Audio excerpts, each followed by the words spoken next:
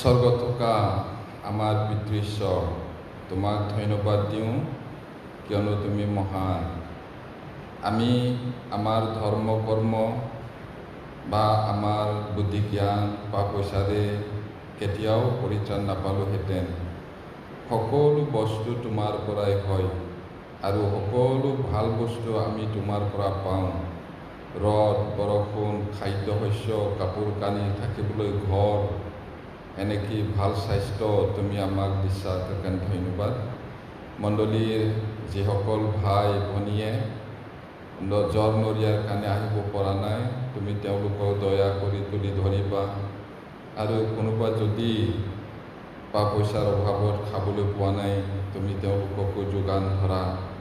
আৰু যিসকল শয়তানৰ দ্বাৰা পৰীক্ষিত হৈ খহি পৰিবৰ উদ্যত হৈছে, তেওঁলোকক দয়া কৰি জয় হ'বলৈ সহায় কৰা। প্ৰভু, তোমাৰ হাতত সমৰ্পণ কৰিছোঁ। পবিত্ৰ আত্মা ঈশ্বৰৰ বাক্য তুমি আমাক শিকোৱা, শাস্ত্ৰীয় বচন বুজিবলৈ প্ৰভু আমাৰ আটাইৰে মন মুকলি কৰা প্ৰাৰ্থনা যীশু নামত খুজিছোঁ, আমেন।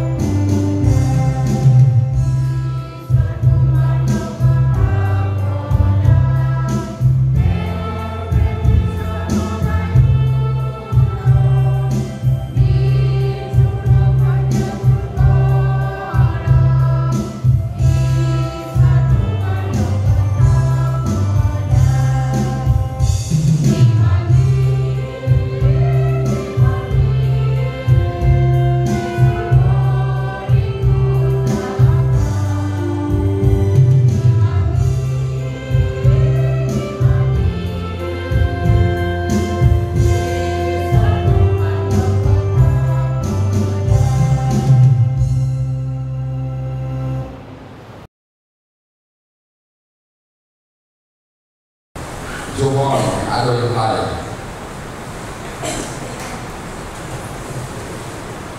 Johan Aroihai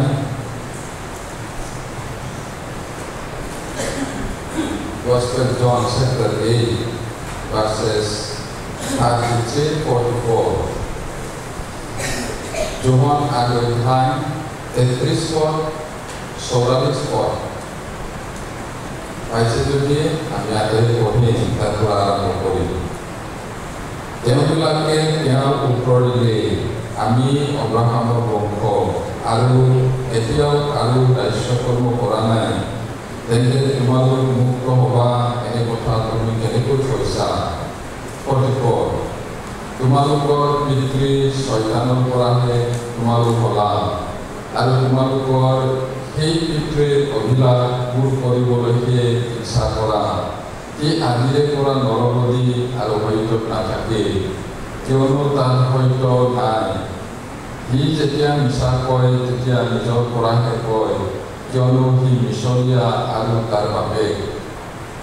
ধন্যবাদ। আমি প্ৰতি প্ৰভুৰ দিনত পৰিত্ৰাণৰ বিষয়ে শিকি আছোঁ। পৰিত্ৰাণৰ তত্ত্ব বা ডক্ট্ৰিন অফ চেলভেশ্যন, এইটো আমি শিকি আছোঁ। তাৰে ভিতৰত বহুত কথা আমি চাই আহিছোঁ। আহোঁতে আমি যোৱাবাৰ কি পাইছিলোঁ? আমাৰ আত্মাৰ পৰিত্ৰাণ, চৰিত্ৰ পৰিত্ৰাণ, সেইটো জাষ্টিফিকেশ্যন, চেংটিফিকেশ্যন, গ্লৰিফিকেশ্যন। যোৱাবাৰ আমি গ্লৰিফিকেশ্যন মানে গৌৰৱময় হোৱা, আমাক গৌৰৱান্বিত কৰি দিয়ে। হ'লেও এতিয়ালৈকে আমি প্ৰভু নোপোৱালৈকে পাৰফেক্টলি আমি সেই গৌৰৱটো নাপাওঁ। কিন্তু প্ৰভু যেতিয়া আহিব, আমাৰ আটাইবোৰ মানে আত্মাটো পালে চৰিত্ৰ পৰিত্ৰাণ আৰু শৰীৰৰ পৰিত্ৰাণ, সেইটো কনচুমেশ্যন বুলি কৈছে বা গৌৰৱান্বিত হোৱা। আমাক কৰিলে অলৰেডি, হ'লেও আমি এই দেখাত আছোঁ। যেতিয়া আমি প্ৰভুক লগ পাম, আমাৰ জ্ঞান হ'ব, ১০০% হ'ব, শৰীৰটো তেওঁৰ নিচিনা গৌৰৱময় হ'ম। সেইটো কথা। এতিয়া সেইটো কথা চাবলৈ যাওঁতে কেলেনো এই শাস্ত্ৰটো পঢ়িলে এনেকুৱা যেন লাগিব পাৰে। আমি সদায় চাইছোঁ পৰিত্ৰাণৰ লগত কথাটো। আমি মধ্যে লিখা ৩ অধ্যায়ত চাইছোঁ, লোকে লিখা ৩ অধ্যায় ৯ পদত চাইছোঁ। তাতে যোহন লোকে ফৰিচীসকলক আৰু বেলেগ বেলেগবিলাকক কৈছিলে, তোমালোকে মদ পালনৰ উপযুক্ত ফলে ফলৱান হোৱা, নহ'লে গছৰ গুৰিত এতিয়াই কুঠাৰ লাগি আছে আৰু যি গছবোৰে ভাল গুটি নধৰে সিহঁতক কাটি জুইত পেলোৱা হ'ব। এইবুলি তেতিয়া তেওঁলোকে বহুতে কৈছিলে, আমি আব্ৰাহামৰ বংশ, আমিতো ঈশ্বৰৰ মনোনীত জাতি, পবিত্ৰ জাতি, আমি অট'মেটিকেলি স্বৰ্গত যাম, এই গৌৰৱটো আছে। সেইটো কাৰণে যোহন লোকে গালি দিছিলে, সাপৰ বংশ, এই যে ভৱিষ্যতত হ'বলগীয়া ঈশ্বৰৰ বিচাৰ আৰু খঙৰ পৰা পলাবলৈ কোনে বুলি দিলে? তেওঁলোকে সঁচা মন পালতাই অহা নাছিলে। বহুত মানুহে যোহন লোকৰ ওচৰত জৰ্দন নদীত আহিছিলে বাপ্তিস্মা ল'বলৈ। এই বাপ্তিস্মাটো আছিলে মন পালনৰ বাপ্তিস্মা।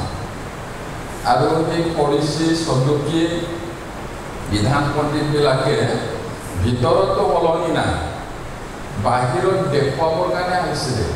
এইটো পবিত্ৰ আত্মা ঈশ্বৰৰ আগত কোনে লুকাব পাৰে? তেওঁ হৃদয়টো জানে। সেইটো কাৰণে সাপৰ বংশবিলাক বুলি চিমলি পিনি কৈছিল। এইটো ইমান মৰমৰ কথা নহয়। সাপৰ বংশ বুলি, ব্ৰুড অফ ভাইপাৰ্ছ বুলি কৈছে ইংলিছত ক'লে। ইমান বেয়াকৈ গালি দিছে। সাপৰ বংশ মানে কি? সেই প্ৰথম সাপেহে মানুহক পাপত পেলাইছিলে এদিন বাৰী, আৰু তেতিয়াৰ পৰাই তাত কণ্ট্ৰলত গ'ল। আৰু সেইদৰে তোমালোকে আব্ৰাহামৰ সন্তান বুলি ফুটানি কৰিলেও, অহংকাৰ কৰিলেও, স্বৰূপ বা সঁচাকৈ মন নাপালতালে তোমালোকে কোনোমতে স্বৰ্গত নাযাব। সেইটোৱে কৈছিলে। ইয়াত মই আকৌ পঢ়ি দিছোঁ। তেওঁবিলাকে তেওঁ উত্তৰ দিলে, মানে ইছৰাইলবিলাকে যীশুক উত্তৰ দিছিলে, আমি আব্ৰাহামৰ বংশ আৰু কেতিয়াও কাৰো দায়িত্ব কৰ্ম কৰা নাই, তেন্তে তোমালোক মুক্ত হ'বা, এনে কথা তুমি কেনেকৈ কৈছা? আব্ৰাহামক মনত পেলোৱা মানে আব্ৰাহাম ঈশ্বৰৰ বন্ধু, আব্ৰাহামৰ যোগেদি ইছৰাইলক মনোনীত কৰিছে, গতিকে আমি ঈশ্বৰৰ মানুহ। তুমি কি ভাবিছা? এনেকুৱা হয় কথা। আমি কাৰো চাকৰ নহয়, কাৰো দাস নহয়, কেনেকৈ মুক্ত হ'বা বুলি তুমি ক'লা বুলি যীশুক প্ৰশ্ন কৰিছে। তেতিয়া যীশুৱে, আমি যদি পঢ়োঁ তেতিয়া যীশুৱে উত্তৰ দি কৈছিলে, যিবিলাকে পাপ কৰ্ম কৰে সেইটোৱে পাপৰ দাস। যি মানুহজনে জীৱৰ দ্বাৰা হাৰে সি তাৰেই দাস বুলি কৈছে, তাৰ দাস হয়। তোমালোক পাপী হয়, পাপৰ দাস, সেইটো কৈছে। তাৰপিছত তেওঁলোকেতো অহংকাৰ কৰে, আমি আব্ৰাহামৰ বংশ বুলি। যীশুৱে কি বুলি ক'লে? তোমালোক আব্ৰাহামৰ বংশ নহয়, তোমালোক শয়তানৰ বংশ। 44 পদটো, তোমালোকৰ পিতৃ শয়তানৰ পৰাহে হয়। একেবাৰে ষ্ট্ৰং। যীশুৱে সদায় মৰমেৰে কোমল কথা কয় বুলি মানুহে ভাবে। আৰু বহুত শিক্ষক আছে সদায় মৰমৰ কথাহে কয়। আকৌ কোনোবা শিক্ষক আছে, কোনোবা নামত মণ্ডলী আছে, কি বুলি কয়? ঈশ্বৰ দয়ালু ঈশ্বৰ, গতিকে দয়াময় ঈশ্বৰে কেনেকৈ নৰক বনাব বুলিও কয়। শাস্ত্ৰমতে নহয় এইটো, ঠগ নাখাব। ঈশ্বৰ অতিশয় দয়ালুও হয় আৰু ঈশ্বৰ ভয়ংকৰ খঙালো হয়। তেওঁ ধৈৰ্য ধৰি থাকে, কিন্তু সেই ধৈৰ্যটো অনন্তকাল নাযাব। আৰু ঈশ্বৰে যেতিয়া খং উঠিব, সেই খঙৰ জুইটো নুমাব পৰা কোনো নাই কৈছে পৃথিৱীত। তেওঁৰ লগত বলে পাৰা কোনো নাই, জিকিব নোৱাৰে। ইয়াতে তোমালোকৰ পিতৃ শয়তানৰ পৰাহে বুলি কৈছে। ইমান ষ্ট্ৰং বাক্য হয়। তোমালোক শয়তানৰ পৰাহে বলা, আৰু তোমালোকৰ সেই পিতৃৰ অভিলাষ পূৰ কৰিবলৈ ইচ্ছা কৰা। শয়তানৰ ইচ্ছাটো কি? শয়তানে মানুহক নষ্ট কৰাটোহে তেওঁৰ সদায় পৰিকল্পনা। মানুহ আৰু শয়তানৰ মাজত একো শত্ৰুতা নাছিলে। আজিতে ঈশ্বৰৰ লগত শয়তানৰ যুদ্ধ হ'ল। অহংকাৰৰ কাৰণে ঈশ্বৰকৈ মহান হ'বলৈ বিচাৰিলে, ঈশ্বৰে তাক শয়তান বুলি খেদিলে। তাৰ নামটো শয়তান নহয়, কৰ্মটো শয়তান কৰাৰ কাৰণেহে তাক গালি দিছে শয়তান বুলি। তেওঁৰ নামটো লুচিফাৰ হয়, আৰু আটাইতকৈ ধুনীয়া বুলি কৈছে। স্বৰ্গদূতবিলাকৰ প্ৰধান আছিলে, তেওঁ পৃথিৱীত খেদি পঠালে। এতিয়া ঈশ্বৰৰ লগত নোৱাৰে, ঈশ্বৰৰ সৃষ্ট মানুহক পাপত পেলালে আৰু সেইদৰে নিজৰ অধীনত গ'ল। এতিয়া শয়তানৰ ইচ্ছাটো মানুহক নষ্ট কৰা। মানুহক নষ্ট কৰিলে ঈশ্বৰৰ অন্তৰত বেজাৰ পাব। সেইটো কেনেকৈ উদাহৰণ দিম?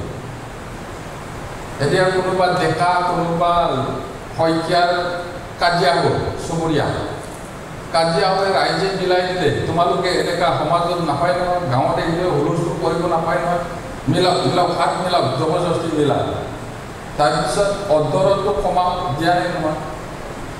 এদিনাখন এই ডেকাৰ ছাগলীটো শইকীয়াৰ ঘৰত আহিলে, আজিয়ে সুযোগ বুলি মানুহৰ খংটো ছাগলীৰ ভৰিটো ভাঙাই দিলে।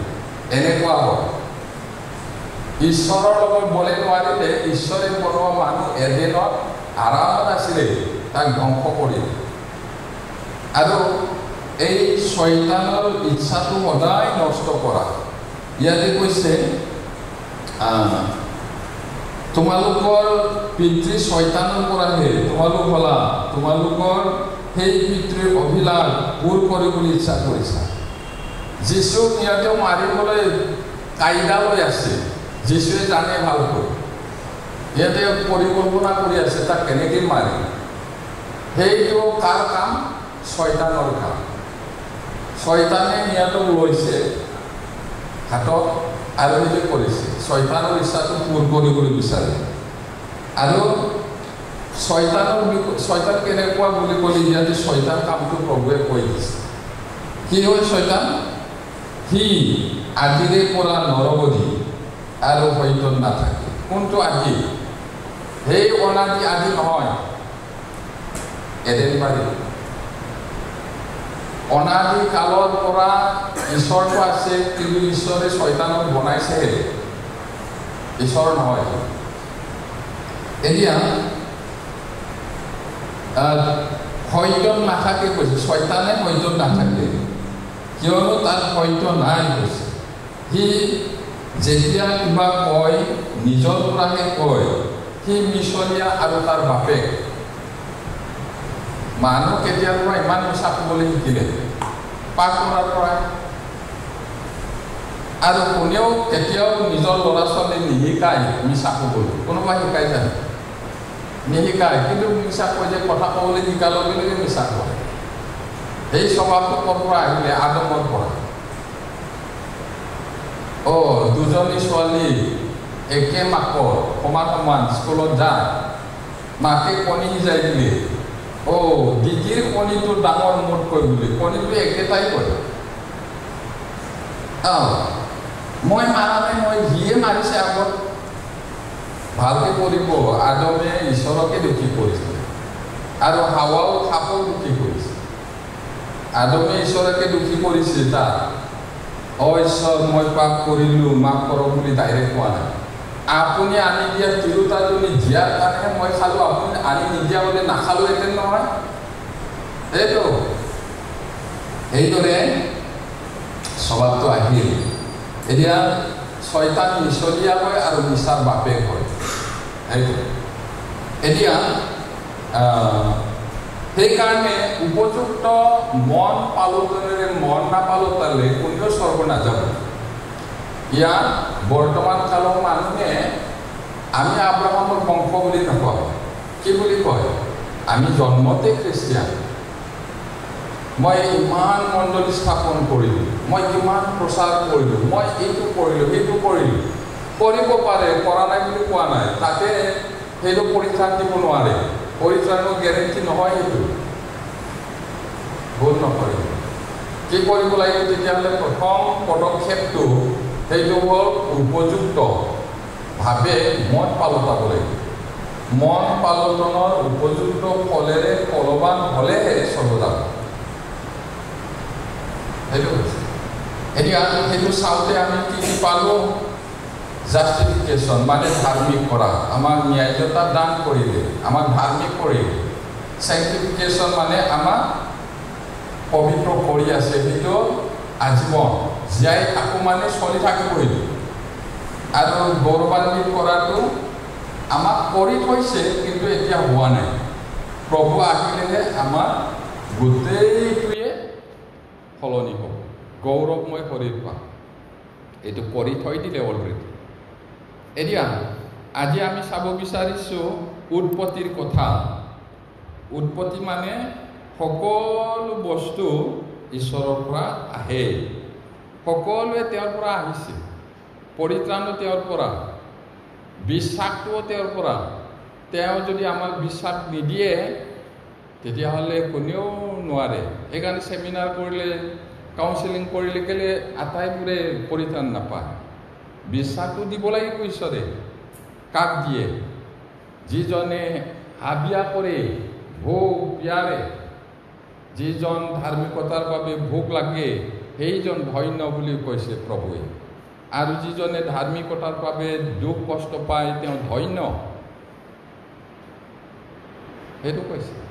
এতিয়া আমি আকৌ পঢ়িব লাগিব বংশাৱলী।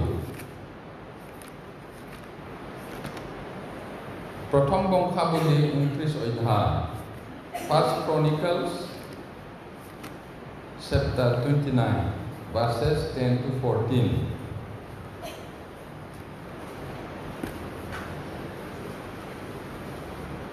চাৰি নয় চাৰি পৃষ্ঠাত আছে অসমীয়া। 4-9 পৃষ্ঠা। মই 10 পদটো পঢ়িছোঁ, আপোনালোকে 11 পদ 14 পদলৈকে পঢ়িম। এই হেতুকে দায়ুদে গোটেই সমাজৰ আগতে যহোৱাৰ ধন্যবাদ কৰিলে। দায়ুদে ক'লে, হে আমাৰ পিতৃ ইছৰাইলৰ ঈশ্বৰ যহোৱা, তুমি যুগে যুগে চিৰকাললৈকে ধন্য।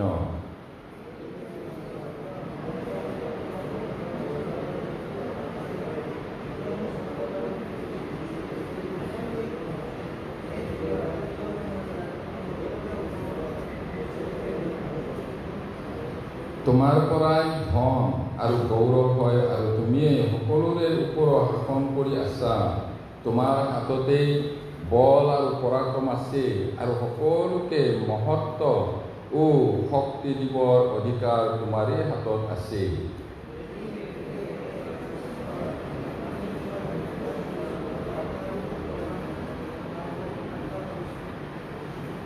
পঢ়িম, কিন্তু মই কোন আৰু মোৰ প্ৰজাবিলাক বা কোন যে আমি এইদৰে নিজ ইচ্ছাৰে দান দিবলৈ আগবাঢ়িব পাৰিছোঁ? কিয়নো সকলো তোমাৰ পৰাহে হয়, তোমাৰ হাতৰ পৰা যি পাইছোঁ তাকেহে আমি তোমাক দিছোঁ। কিমান ধুনীয়া কথা কৈছে। দায়ুদ মহাৰজা আছিলে আৰু কোনো যুদ্ধত তেওঁ হাৰা নাই। আচৰিত যুদ্ধ কৰিব পাৰে। তেওঁ নিজেই লিখিছে, ঈশ্বৰে মোৰ আঙুলিটো যুদ্ধবিদ্যা শিকালে আৰু মোৰ ভৰিয়ে দৌৰ মাৰি ওখ গড় উঠি পাৰ হ'ব পাৰোঁ। এইটো তেওঁ নিজে কেতিয়াও গৌৰৱ কৰা নাই। ঈশ্বৰক সদায় সকলো বিষয়ৰ কাৰণে ধন্যবাদ দিছে। ইয়াত কোন প্ৰসংগত এই কথাটো কৈছিলে? তেওঁ নিজেও দান দিছে মন্দিৰৰ কাৰণে আৰু তেওঁৰ প্ৰজাবিলাকেও দান দিছিলে। আৰু এতিয়া তেওঁ কেনেকৈ কৈছে? তেওঁৰ অকণমানো অহংকাৰ নাই। ভাবি চাব, এজন মহাৰজা, মহাবীৰ, তথাপি ঈশ্বৰক কোনো মুহূৰ্তত তেওঁ পাহৰা নাই। যিকোনো কাম কৰিবলৈ যাওঁতে তেওঁ প্ৰাৰ্থনা কৰিছিলে, ঈশ্বৰৰ পৰা পৰামৰ্শ লৈছিলে। ইয়াতে দায়ুদে গোটেই সমাজৰ আগতে যহোৱাক ধন্যবাদ কৰিছিলে, ঈশ্বৰক ধন্যবাদ দিছিলে। আৰু দায়ুদে কৈছিল, হে আমাৰ পিতৃ ইছৰাইলৰ ঈশ্বৰ যহোৱা বুলি কৈছিল। তাৰপিছত তুমি যুগে যুগে চিৰকাললৈকে ধন্য। ধন্য মানে ব্লেছেড ওৱান, সেইটো। তাৰপিছত 11 পদত যহোৱা মহত্ব, পৰাক্ৰম, গৌৰৱ, জয়, প্ৰতাপ এই সকলো ঈশ্বৰৰ হয়। দায়ুদে নিজে একো গৌৰৱ কৰা নাই। তেওঁৰ যি যি আছে সকলো ঈশ্বৰৰ পৰা আহিছে, এইটো তেওঁ জানিছে। আৰু কি কৈছে? প্ৰতাপ তোমাৰেই, কিয়নো স্বৰ্গত আৰু পৃথিৱীত যি যি আছে এই সকলোৱে তোমাৰ। চাওকচোন, ইমান ধুনীয়াকৈ তেওঁ কৈছে, হে যহোৱা, ৰাইজও তোমাৰে। মই যুদ্ধ কৰি মোৰ বলেৰে পালোঁ বুলি কোৱা নাই কি? তোমাৰেই। আৰু তুমি সকলোৰে ওপৰত মোৰ স্বৰূপ। মাথাটো সদায় ওপৰত থাকে, হাত ভৰিটো তলত থাকে। আৰু ঈশ্বৰ সকলোৰে ওপৰত হয়, তলত নহয়। এতিয়া তোমাৰ পৰাই ধন আৰু গৌৰৱ হয়। চাওক, মই পাইছোঁ মোৰ বুলি কোৱা নাই। বাইবেলত মোৰ মোৰ মোৰ কোৱা মানুহ আছে, কিন্তু ইয়াত ঈশ্বৰৰ গোটেইটোৱে তেওঁ স্বীকাৰ কৰিছে। এতিয়া তুমি সকলোৰে ওপৰত শাসন কৰি আছা। তোমাৰ হাততে বলো আছে, পৰাক্ৰমো আছে, মহত্ব আছে, শক্তি দিবৰ অধিকাৰ তোমাৰ হাতত আছে। চাওক, গোটেইটো তেওঁ স্বীকাৰ কৰিছে। এই হেতুকে বুলি কৈছে আকৌ, ঈশ্বৰ আমি তোমাৰ ধন্যবাদ কৰিছোঁ, এই সকলো কাৰণে ধন্যবাদ কৰিছোঁ বুলি কৈছে। এতিয়া আপোনাৰ যি আছে, কাৰোবাৰ একো নাথাকিলেও যি আছে সেইটো ঈশ্বৰৰ।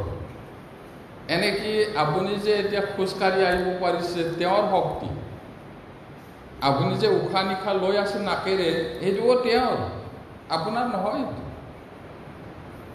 যি আছে তাৰ কাৰণে দায়ুদে ঈশ্বৰক ধন্যবাদ দিছিল। আৰু তোমাৰ গৌৰৱবান নামৰ প্ৰশংসা কৰিছোঁ। চাওক ভাষাটো কিমান আছে। আৰু 14 পদত কিন্তু মই কোন আৰু মোৰ প্ৰজাবিলাক বা কোন।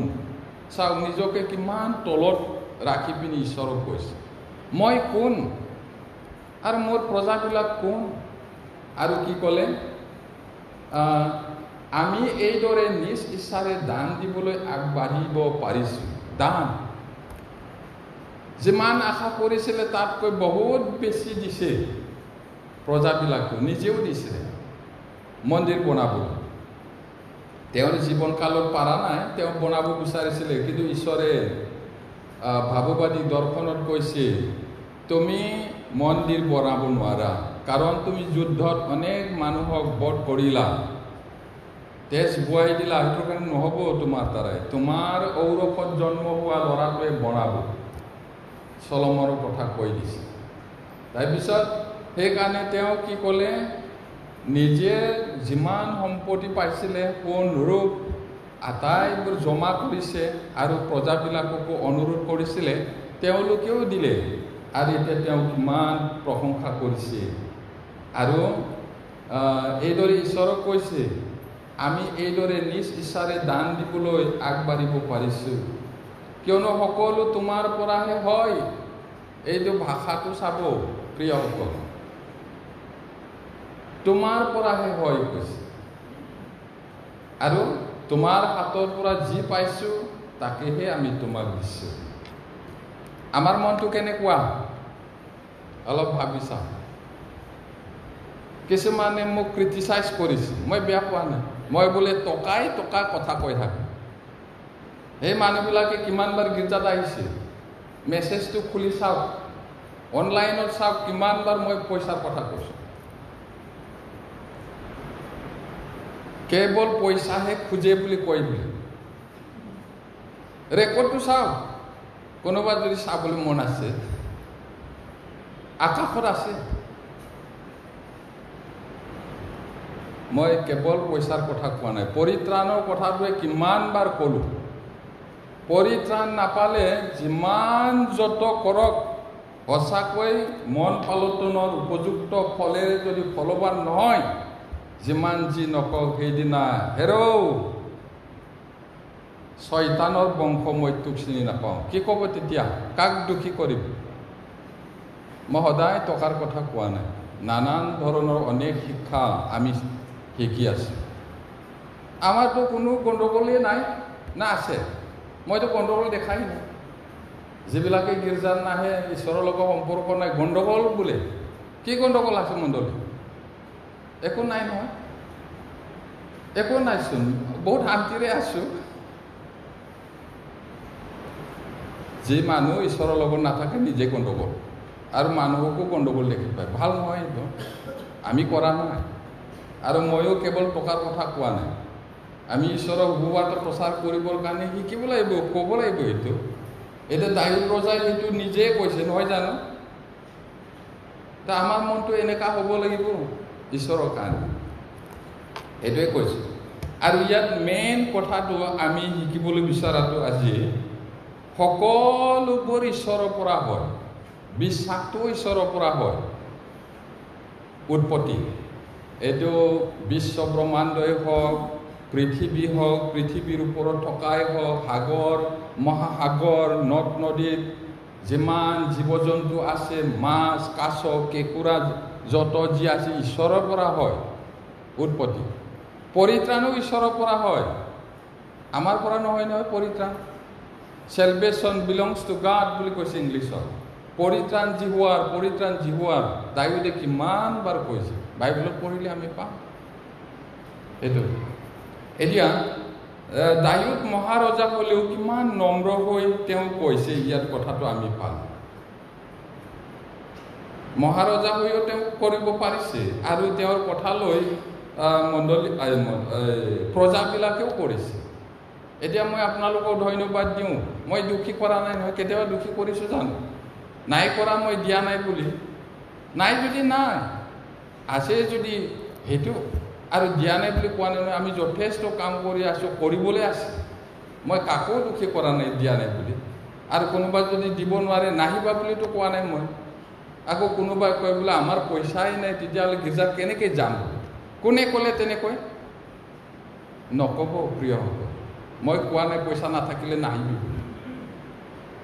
আৰু সঁচাকৈ যদি কিবা কৰে ৰেকৰ্ডটো আকৌ উলিয়াই চাব পাৰে। মই কেতিয়াও যাৰ পইচা নাই নাহিবা বুলি কোৱা নাই। আৰু মণ্ডলী এখন চলাবলৈ হ'লে নিয়ম কানুন থাকে, আৰু সেইটো কাহানিবাৰ পৰাই আছে, এইটো জানা নাই। আৰু মই যেতিয়া আহিলোঁ সেইটো জনালোঁ, এইবোৰ কথা তৎক্ষণাত নিচিনা লাগিছে মানুহবিলাক। সেইটো তৎক্ষণাত নহয় নহয়, আধিৰে পৰাই আছে। এইটো যা হওক, পৰিত্ৰাণটো প্ৰভুৰ পৰা হয়, সকলো উৎপত্তিটো ঈশ্বৰৰ পৰা হয়। আমি এতিয়া পৰিত্ৰাণৰ শব্দ ভাণ্ডাৰৰ চূড়ান্ত শব্দ ধাৰণাটোৰ বিষয়ে চমুকৈ সাহসেৰে আলোচনা কৰিম এতিয়াৰ পৰা। ইয়াত নিঃসন্দেহে সমগ্ৰ ঈশ্বৰৰ বাক্যৰ আটাইতকৈ পক্ষপাতী আৰু প্ৰায় বিকৃত কৰে, মানে অৰ্থান্তৰ কৰে। বহুত মানুহটো তেনেকুৱা আছে। শাস্ত্ৰীয় বচনটো ঈশ্বৰে কৈছে কিবা, মানুহে বেলেগকৈ অৰ্থান্তৰ কৰে, তাৰ পৰা সাৱধান বুলি কৈছে বাইবেলত। আৰু মণ্ডলী ইতিহাসত 1600 শতিকাৰ পৰা এই বিষয়টোৰ দৰে আন কোনো এটা বিষয়বস্তুয়েই এনে বজ্ৰপাত আৰু অস্থিৰতা আলোড়িত কৰা নাই। কিছুমানে ক্ৰিটিচাইজ কৰে ঈশ্বৰৰ বাক্যটো, কিন্তু এইটো একো হিলাব পৰা নাই। ঈশ্বৰৰ বাক্যটো ঈশ্বৰৰ বাক্যই থাকে। নৰকুণ্ডৰ দ্বাৰে তাক নষ্ট কৰিব নোৱাৰিব। প্ৰভুৱে কৈছে মোৰ বাক্য ইতি আকাৰ লুপ্ত নহ'ব। আকাশ মণ্ডল গোটেইটো লুপ্ত হ'লেও কিছুমানে ইয়াক ঘৃণা কৰে, আন কিছুমানে ইয়াক লৈ আনন্দ কৰে। কিছুমান ঈশ্বৰৰ বাক্যটো এইটো ঈশ্বৰৰ বাক্য নহয় বুলিও কোৱা মানুহ আছে। আৰু কিছুমানে এই পৰ্চনটো ঈশ্বৰৰ বাক্য, এই পৰ্চনটো ঈশ্বৰৰ বাক্য নহয় বুলিও কয়। মই উদাহৰণত আকৌ কৈছোঁ বুজিবলৈ। এতিয়া লুতৰ জীয়েকবিলাকৰ কাহিনীটো আছে বাইবেল। এইটো কেনেকৈ ঈশ্বৰৰ বাক্য হ'ব পাৰে এই বুলি প্ৰশ্ন কৰে। আপোনালোককো যদি কয় তেতিয়াহ'লে কি ক'ব? পাই বুলি ক'ব নেকি? ক্ৰিটিচাইজ কৰিব কেতিয়াবা, তোমালোকৰ বাইবেলটো একেবাৰে বেয়া, বাপেকৰ পৰা বংশ ৰাখিছে বুলি। তেতিয়া কি ক'ব? পাই বুলি ক'ব না কেনেকৈ? ৰেকৰ্ডটো আছে। পাই বুলি নহয়, কথাটো মই আকৌ সৰলকৈ বুজাইছোঁ। বায়োগ্ৰাফি বোলে আত্মজীৱনী মানুহে লিখিলে তাৰ দুষ্টতা, বেয়া পাপটো কাহানিও এতিয়া কিতাপত নিলিখে। লিখে জানো? যিবিলাকে কিতাপ পঢ়িব জানে, নিজৰ দুষ্টতা, পাপটো, বেয়া কৰ্মটো সেই লেখকে কিতাপত কেতিয়াও নিলিখে। কিন্তু এইটো ঈশ্বৰৰ কিতাপ। ঈশ্বৰে ভাল হ'লে ভাল কয়, বেয়া হ'লে বেয়া কয়। কৰিব পায় বুলি নহয়। মানুহৰ চৰিত্ৰ চোৱা, তোমালোকৰ চৰিত্ৰটো কেনেকৈ আইনাত চোৱা, এইটো বাইবেলত দেখুৱাই দিছে। পাই নহয়। বুজি পাইছে না কথাটো? কৰিব পাই নহয়। চোৱা তোমালোকৰ পাপিষ্টতাটো, দুষ্টতাটো, বেয়াটো কিমান বেয়া, তোমালোক কিমান নিচ মানুহ জাতি, এইটোহে দেখাইছে। মন পালটোৱা নহ'লে, মন পালটনৰ উপযুক্ত ফলেৰে ফল নধৰিলে নহ'ব। এইটো ঈশ্বৰে লোকঢাক নকৰে, এইটো ঈশ্বৰৰ বুৰঞ্জী হয়। ঈশ্বৰে কেতিয়াও টেঙাটো মিঠা নকয়, মিঠাটো টেঙা নকয়, সঁচাটো সঁচা কয়। সেইটো কাৰণে সেই কাহিনীবিলাক আছে আৰু বেলেগ বেলেগ কাহিনীও আছে, যিটো সেইটো কেনেকৈ ঈশ্বৰৰ বাক্য হ'ব বুলি ক'ব পাৰে। কিন্তু চোৱা তোমালোকৰ চেহেৰা, এইটোহে হয়, পাই নহয়। এই কথাবিলাক বুজি নাপায় বহুতে এনে ক্ৰিটিচাইজ কৰে, মানে সমালোচনা কৰে। এতিয়া কিন্তু কোনো সৎ বাইবেলৰ ছাত্ৰই ইয়াক আওকাণ কৰিব নোৱাৰে। কি কি উপায়েৰে আৰু কি কাৰণত পৰিত্ৰাণৰ পৰিকল্পনাৰ উৎপত্তি হৈছিল। এই বাইবেলত আছে কি কাৰণে কেনেকৈ পৰিত্ৰাণৰ আৰম্ভণিটো হ'ল, উৎপত্তি মানে কেনেকৈ হ'ল। এইটো ঈশ্বৰৰ পৰাহে আহিছে পৰিত্ৰাণৰ পৰিকল্পনাটো। কেতিয়া পৰিকল্পনা কৰিছিলে আমি বাইবেলত শিকিছোঁ, এই যুগবোৰ আৰম্ভ হোৱাৰ আগতে পৰিত্ৰাণৰ পৰিকল্পনাটো আছিলে। আৰু যুগবোৰৰ আগতে হত হোৱা মেৰ পোৱালি বুলি কৈছে। ঢুকি পাইছোনে আমি? যুগটো আৰম্ভ হোৱাই নাই, মানুহ বনোৱাই নাই, তেতিয়া যীশু মৰিলে কৈছে পাপীৰ কাৰণে। এইটো কেনেকৈ আমি বুজিম? আমি এইটো এনেকৈহে বুজিব লাগিব, ঈশ্বৰে মানুহ বনাব, সেই মানুহ পাপ কৰি ঈশ্বৰৰ পৰা আঁতৰি যাব, তাৰপিছত যীশু আহি মৰিব তেওঁলোকৰ পাপৰ কাৰণে, ক্ষমা কৰিব, আৰু সেইটো যিবিলাকে বিশ্বাস কৰে সেইটো মণ্ডলী গঠন কৰিব, আকৌ সেইটো লৈ যাব স্বৰ্গত। কিমান আগতে পৰিকল্পনা কৰিছে, এইটো বহুত আচৰিত কথা। সেইটো মই আকৌ কৈছোঁ, কি কি উপায়েৰে আৰু কি কাৰণত পৰিত্ৰাণৰ পৰিকল্পনাৰ উৎপত্তি হ'ল। সকলো মানুহ কিয় পৰিত্ৰাণ পোৱা নাযায়? সঁচাকৈয়ে সকলো মানুহ পৰিত্ৰাণ পাব পাৰিনে? কেলে সকলোৱে নাপায়? যিবিলাকে সঁচাকৈ ভোক আৰু পিয়াহেৰে ঈশ্বৰক জানিবলৈ নিবিচাৰে নহয়। যি চৰাই পোৱালিটোৱে চি চি চি কৰি একেবাৰে কৰিব তেতিয়া সোমাই দিয়ে মাকে। চাব, যদি ডিঙিটো লৰাই পিনে এনেকুৱা কৰি অকণমান এনেকুৱা কৰি আকৌ এনেকুৱা নিদিয়ে কেতিয়া। সঁচাকৈ পৰিত্ৰাণ পাবলৈ, ঈশ্বৰক জানিবলৈ হেঁপাহ কৰা, হাবিয়া কৰা মানুহটোক কেনেবাকৈ নহ'লে কেনেবাকৈ ঈশ্বৰে লগ পাবলৈ দিবই, পৰিত্ৰাণ পাবই। আৰু বাইবেল নহ'লেও, যীশুৰ কথা নুশুনিলেও সঁচাকৈ ঈশ্বৰক বিচাৰিলে উপায় আছে কৈছে। প্ৰকৃতিটো উপায় আছে, এই ইয়াতো বিবেক হৈছে মানুহ, এইদৰে পাব পাৰে কৈছে। আচৰিত কথা। এতিয়া পৰিত্ৰাণৰ উৎপত্তিৰ বিষয়ৰ ভিতৰত অন্তৰ্ভুক্ত চৰ্তসমূহ, ইয়াত 8টা বাক্য বিবেচনা কৰিব লাগিব। পৰিত্ৰাণৰ লগত সম্পৰ্ক থকা 8টা বাক্য, সেইটো হ'ল ডিক্ৰী, মানে ডিক্ৰীয়ে হয় আৰু অসমীয়াত অধিসূচনা বুলিও কয়। অধিসূচনা মানে ঘোষণা কৰিছে, আইন এনেকুৱা বুলি। এতিয়া আমি চাব লাগিব শাস্ত্ৰটো, কলচীয়া 1:16।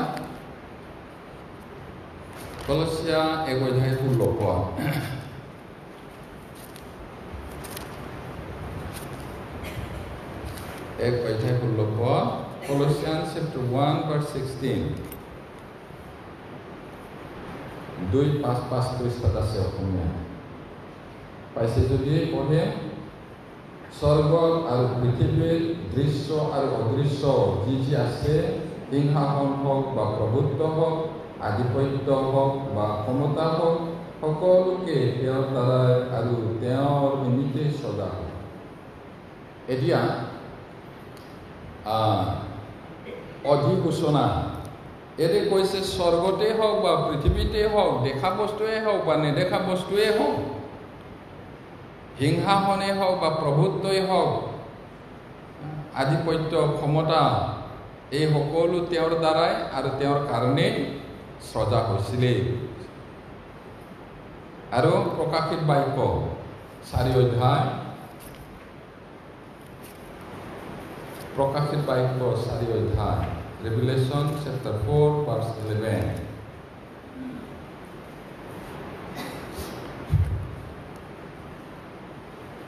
পঢ়ে। হে আমাৰ প্ৰভু ঈশ্বৰ, তুমিয়েই প্ৰশংসা, সমাদৰ আৰু পৰাক্ৰম পোৱাৰ যোগ্য, কিয়নো তুমিয়েই সকলোকে সৃজিলা। তোমাৰ ইচ্ছাৰ কাৰণে সেই সকলো হ'ল, সকলো সৃষ্ট হ'ল। এতিয়া স্বৰ্গত যেতিয়া আমি যাম, পৰিত্ৰাণ পোৱা মানুহবিলাক, তেতিয়া এইদৰে প্ৰভুৰ প্ৰশংসা কৰিব। হে আমাৰ প্ৰভু ঈশ্বৰ, তুমিয়ে প্ৰশংসা। হে ঈশ্বৰে প্ৰশংসা পাবলৈ যোগ্য, সমাদৰ পাবলৈ যোগ্য, পৰাক্ৰম পাবলৈ যোগ্য। কিয়? কি কাৰণে? কাৰণ তেওঁ সকলোকে সৃজিলে আৰু ঈশ্বৰৰ ইচ্ছাৰ কাৰণে সেই সকলো হ'ল আৰু সকলো সৃষ্ট হ'ল। যিমান আছে চকুৰে দেখি পোৱা, দেখি নোপোৱা, ক্ষমতাই হওক, সম্পত্তিয়ে হওক, আধিপত্যই হওক, ৰাজ্যই হওক, এই সকলো ঈশ্বৰৰ হয়, ঈশ্বৰৰ কাৰণেহে হয়। এতিয়া ঈশ্বৰৰ আদেশ অনুশোচনা জাৰি কৰা বা ডিক্ৰী কোৱাটো আদেশ, ঈশ্বৰৰ আদেশক ৱেষ্টমিনষ্টাৰ চুটি কেটেকিজিম বুলি কয় লণ্ডনৰ। এতিয়া এনেদৰে সংজ্ঞায়িত কৰিছে, মানে ডিফিনেশ্যনটো দিছে। ঈশ্বৰৰ আজ্ঞা হৈছে তেওঁৰ ইচ্ছাৰ পৰামৰ্শ অনুসৰি তেওঁৰ চিৰকলীয়া উদ্দেশ্য, যাৰ দ্বাৰা তেওঁৰ নিজৰ মহিমাৰ বাবে যি হ'ব তাক আগতেই নিৰ্ধাৰণ কৰিছে। ঈশ্বৰৰ অধিসূচনা, সেইটো আদেশটো ঈশ্বৰৰ আজ্ঞাৰ দৰে হৈছে আৰু ইচ্ছা অনুসৰি হৈছে চিৰকাল উদ্দেশ্যৰ কাৰণে আৰু নিজৰ মহিমাৰ কাৰণে। সেইটো আগতীয়াকৈ নিৰ্ধাৰণ কৰিছে, ঠিক কৰিছে। এতিয়া ঐশ্বৰিক প্ৰজ্ঞাত প্ৰতিষ্ঠিত কৰিছে, ঈশ্বৰৰ জ্ঞানত প্ৰতিষ্ঠিত। ইফিচিয়ান কেতিয়াবা টান হ'ব পাৰে, হ'লেও লোকেল মুৰ্গী খাবলৈ ভাল পোৱা নিচিনা কামুৰিব লাগিব বাইকতো, তেতিয়াহে আত্মিক জীৱনৰ স্বাস্থ্যৱান হ'ব। ইফিচিয়ান 3:9-11। ইফিচিয়ান chapter 3:9-11 পঢ়িম। এইকাৰণে সকলোৰে সৃষ্টিকৰ্তা ঈশ্বৰৰ আদিকালৰ পৰা লুকুওৱা নিগুৰ তত্ত্বৰ কাৰ্যনিৰ্বাহ কি তাক সকলোকে দেখুৱাবলৈ আৰু খ্ৰীষ্টৰ অনুসন্ধান কৰিব নোৱাৰা ধনৰ বহুবাৰ্তা পৰজাতিবিলাকৰ আগত প্ৰচাৰ কৰিবলৈ সকলো পবিত্ৰবিলাকৰ মাজত সৰুতকৈ সৰু যি মোক সেই অনুগ্ৰহ দিয়া হ'ল। ইয়াতে বহুত আচৰিত কথা পৌলে কৈছে। এই কাৰণে কৈছে সকলোৰে সৃষ্টিকৰ্তা ঈশ্বৰত আদি কালৰ পৰা লুকুওৱা নিগুৰ তত্ত্ব কাৰ্যনিৰ্বাহ কি। নিগুৰ তত্ত্ব মানে বস্তুটো আছে, প্ৰকাশ হোৱা নাছিল। সেইটো সেই শিক্ষাটো আৰু সকলোকে দেখুৱাবলৈ খ্ৰীষ্টৰ অনুসন্ধান কৰিব নোৱাৰা ধন আমি অনুসন্ধান কৰি বা বিচাৰি উলিয়াই শেষ কৰিব নোৱাৰে। খ্ৰীষ্টৰ জ্ঞানৰ ধনটো, ঈশ্বৰৰ জ্ঞানৰ ধন। এতিয়া শুভবাৰ্তা পৰজাতিবিলাকৰ আগত প্ৰচাৰ কৰিবলৈ আৰু পবিত্ৰসকলৰ মাজত সৰুতকৈ সৰু যি মোক সেই অনুগ্ৰহ দিয়া। এতিয়া পৌল নিজকে কি বুলি কৈছে?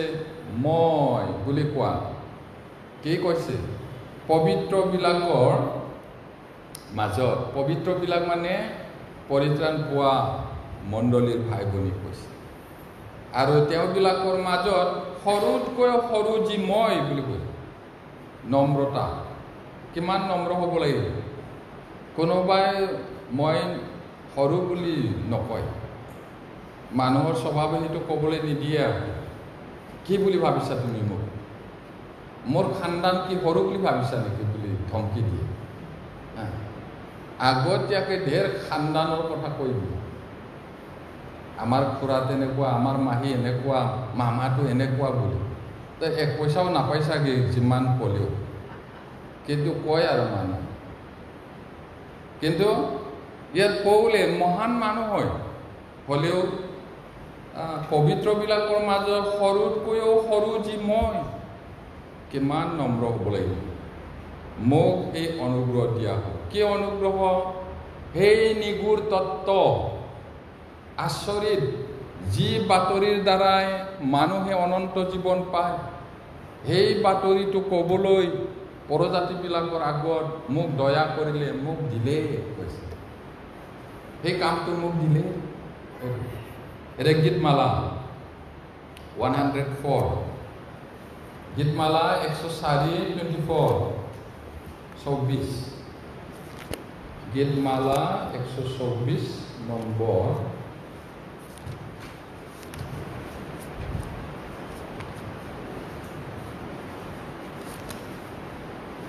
একশো 104 নম্বৰ 24 পদ, 104:24 পঢ়ে। হে জিহুৱা, তোমাৰ কাৰ্য কিমান বহুবিধ, জ্ঞানেৰে তুমি সেই সকলোকে নিৰ্মাণ কৰিলা, তোমাৰ ঐশ্বৰ্যৰে পৃথিৱীখন পৰিপূৰ্ণ। আমি একোকে নাজানো প্ৰিয়সকল। অৱশ্যে আপোনালোকে বহুত জানিব পাৰে, কিন্তু ঈশ্বৰৰ দেখাত আমি একো নাজানো। ঈশ্বৰৰ কামবোৰ বহুবিধ আৰু জ্ঞানেৰে তুমি সেই সকলোকে বনালা বুলি কৈছে গীত ৰচকে, আৰু ঐশ্বৰ্যৰে পৰিপূৰ্ণ। এতিয়া এই মাটিটোকে যদি আমি অকণমান চাওঁ, মাটিটো সুধি চোৱাচোন, সি তোমাক কৈ দিব ঈশ্বৰ আছে বুলি কৈছে। মাটিয়ে কথা পাতি জানো? আচৰিত আচৰিত কথা কয় বাইবেলে। মাটি কেনেকৈ কথা পাতে? কিন্তু এইদৰে পাতিব পাৰোঁ। এই গীৰ্জাঘৰৰ নিচিনা এডৰা মাটি লওঁ, তাতে বেলেগ বেলেগ ধৰণৰ ফুল ৰুই দিয়ক, তাৰ কালাৰটো অনেক ধৰণৰ, আৰু তাতে শাক পাচলি কিবা কিবি ৰুই দিয়ক। কোনোবাটো কেহা, কোনোবাটো তিতা, কোনোবাটো জ্বলা, কোনোবাটো একো নাই, কোনোবাটো পিছল, কোনোবা খহঠা, অনেক ধৰণৰ উৎপাদন কৰে। কোনে কোনে কৰিছে এইটো? ঈশ্বৰ আছে। বহুত আচৰিত, আমি একো নাজানো। আৰু এতিয়ালৈকে মহাসাগৰত কি কি আছে মানুহে সকলো আৱিষ্কাৰ কৰি শেষ কৰা নাই। আধুনিক যুগত বহুত আৱিষ্কাৰ কৰিলে, একেবাৰে মানুহ গৈ নোপোৱা জেগাত গৈ আৱিষ্কাৰ কৰিছে বহুত বস্তু, কিন্তু সম্পূৰ্ণ পৰা নাই এতিয়াও। এতিয়া এই সকলো ঈশ্বৰৰ নিজৰ উদ্দেশ্যৰ কাৰণে হয়। তেওঁৰ কাম অনেকবিধ, আৰু তেওঁৰ গৌৰৱৰ কাৰণেই তেওঁ কৰিছে, আৰু ঐশ্বৰ্যৰে পৰিপূৰ্ণ। সেইটো পদে Proverbs chapter 3, right side of chapter 3, verse 19.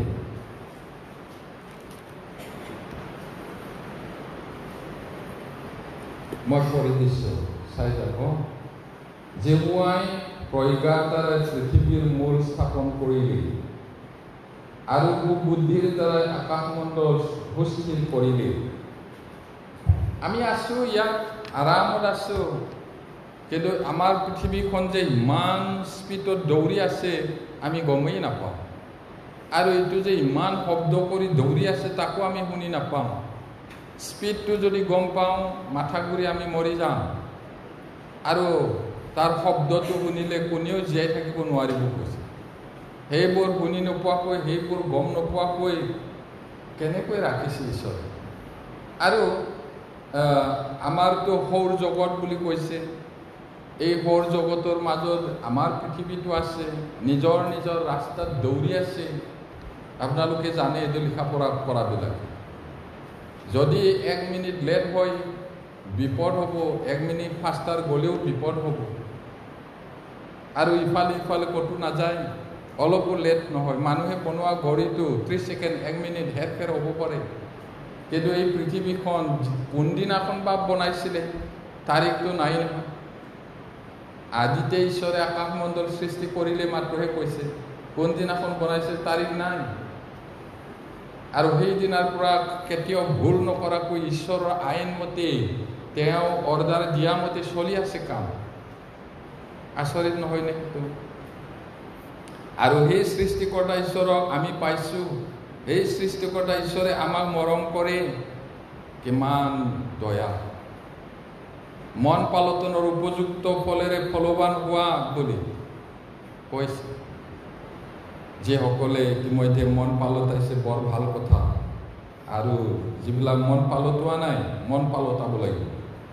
আৰু অনন্ত কলীয়া বুলি কৈছে, ঐশ্বৰিক আদেশ অনন্ত কলীয়া। এই অনুভৱ যে ই সম্পূৰ্ণৰূপে অনন্তকালত নিহিত হৈ আছে, এই অনন্তকালতে এই আজ্ঞাটো দিছে, আদেশটো দিছে। এক নিৰ্দিষ্ট অৰ্থত ক'ব পাৰি যে ঈশ্বৰৰ সকলো কাৰ্যই অনন্তকলীয়া, যিহেতু ঐশ্বৰিক সত্তাত মুহূৰ্তৰ কোনো উত্তৰাধিকাৰ নাই। ঈশ্বৰৰ সত্তা, in the being of god, এইটো কৈছে মানে কণ্টেক্ট বুলি বস্তু নাই ঈশ্বৰৰ লগত। অনন্তকলীয়া, অনন্তৰ কাৰণে কৰিছে। কিন্তু ইয়াৰে কিছুমান সময়ৰ লগে লগে শেষ হয়, যেনে উদাহৰণস্বৰূপে সৃষ্টি আৰু ন্যায্যতা। সেয়েহে আমি সেইবোৰক অনন্তকলীয়া নহয়, বৰঞ্চ ঈশ্বৰৰ কালিক কাৰ্য বুলি কওঁ।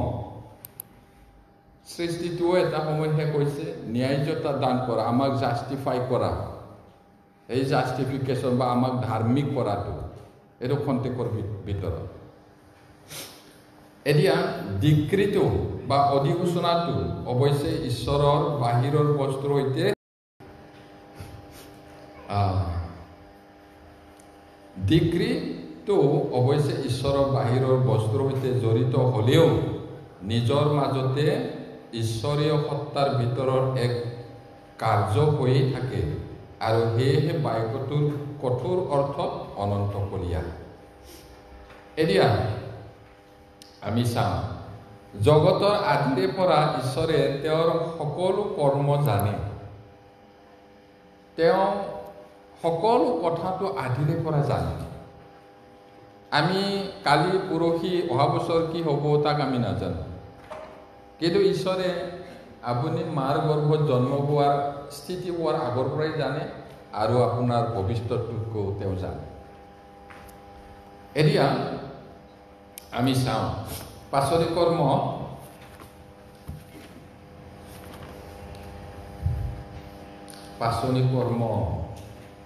15 অধ্যায় 18 পদ।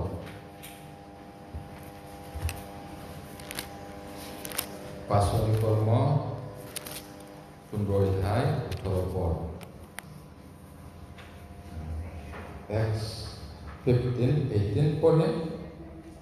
জগতে যদি তোমালোকক ঘৃণাই, স্বৰূপত পঢ়িছোঁ মই।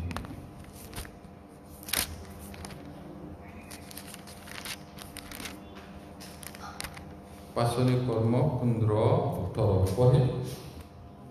মই উলটি আহি দায়ুদৰ পৰি থকা প্ৰজা আকৌ সাজিম, আৰু তাৰ ভগ্নাৱশেষ পুনৰাই নিৰ্মাণ কৰি তাক থিয় কৰিম।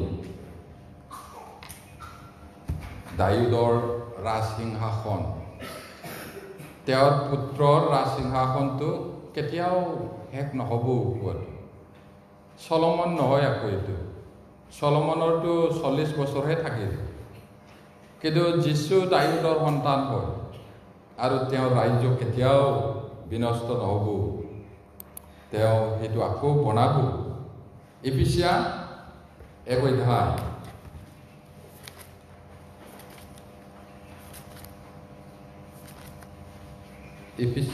অধ্যায় 3-4 পদ। আমাক খ্ৰীষ্টত যেনেকৈ মনোনীত কৰিলে, তেনেকৈ সকলো আত্মিক আশীৰ্বাদেৰে স্বৰ্গীয় ঠাইবোৰত খ্ৰীষ্টত আমাক আশীৰ্বাদো কৰিলে।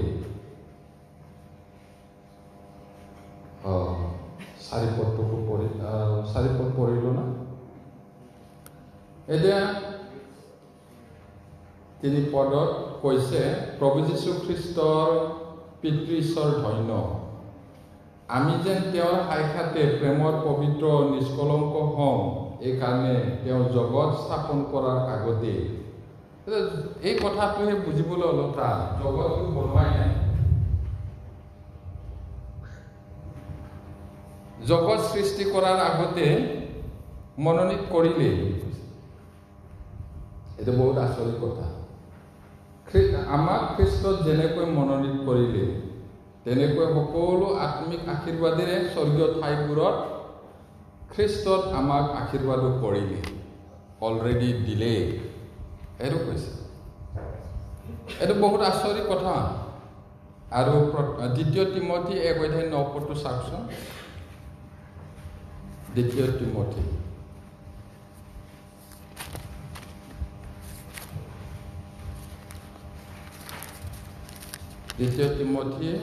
1:9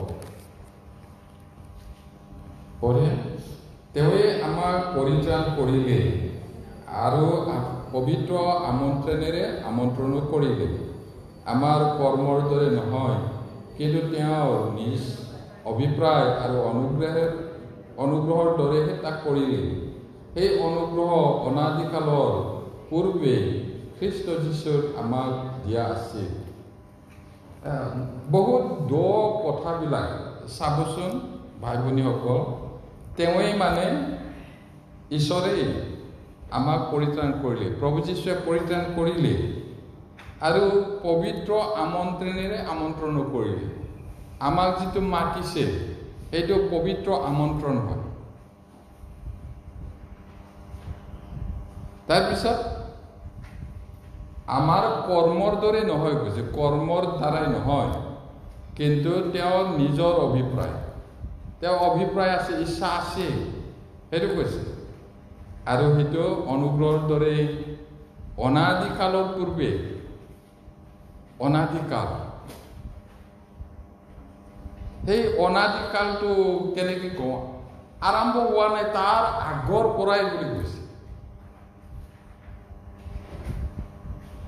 খ্ৰীষ্ট যীশুক আমাক দিয়া আছে। সেইটো কিমান গভীৰ। এতিয়া ই ঈশ্বৰৰ কাৰ্য কৰিল। ইংলিছত ক'লে ইট ইজ ইফিকেচিয়াছ, এফেক্টিভ মানে ইফিকেচিয়াছ। ইয়াৰ অৰ্থ এইটো নহয় যে ঈশ্বৰে তেওঁৰ আজ্ঞাত অন্তৰ্ভুক্ত সকলো বস্তু নিজৰ শক্তিক প্ৰত্যক্ষ প্ৰয়োগেৰে নিজকে সম্পন্ন কৰিবলৈ নিৰ্ধাৰণ কৰিছে। সকলো কামত নিজে ডাইৰেক্ট কাম কৰিব এনেকুৱা কথা নহয়, কিন্তু কেৱল তেওঁ যি নিৰ্দেশ দিছে সেয়া নিশ্চিতভাৱে সম্পন্ন হ'ব। যিটো কৈছে, নিৰ্দেশ দিছে, সেইটো হ'বই হ'ব।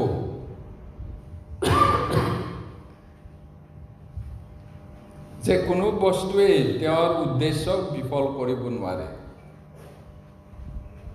যিটো হ'ব বুলি কৈছে সেইটো নোহোৱা কৰিব নোৱাৰে কোনো এটা বস্তুৱে। সেইটো সফল হ'বই ঈশ্বৰে কোৱাত। এতিয়া গীতমালা 33 নম্বৰটো চাওকচোন।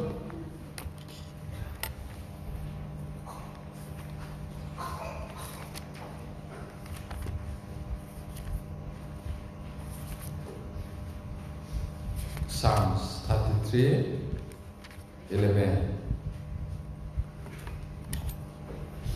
পঢ়িম। জিহুৱাৰ মন্ত্ৰণা চিৰকাললৈকে থাকে, তেওঁৰ চিত্তৰ কল্পনা পুৰুষানুক্ৰমে থাকে। এতিয়া ঈশ্বৰে যিটো মন্ত্ৰণা কৰে, পৰিকল্পনা কৰে, সেইটো চিৰকাললৈকে থাকে। আৰু তেওঁৰ অন্তৰৰ যিটো কল্পনা সেইটো পুৰুষানুক্ৰমে থাকে। যি কৰিম বুলি কয় এইটো কৰিব পাৰে, কোনেও সেইটো না কৰিব নোৱাৰে, নোহোৱা কৰিব নোৱাৰে, বিফল কৰিব নোৱাৰে। এইটো উপদেশত কৈছে মানুহৰ মনত অনেক আলচ আছে, কিন্তু জিহুৱাৰ মন্ত্ৰণা থিৰে থাকে। মানুহে বহুত কল্পনা কৰিব পাৰে ইটো সিটো, কিন্তু এইটো ঈশ্বৰৰ মন্ত্ৰণাটো থিৰে থাকে।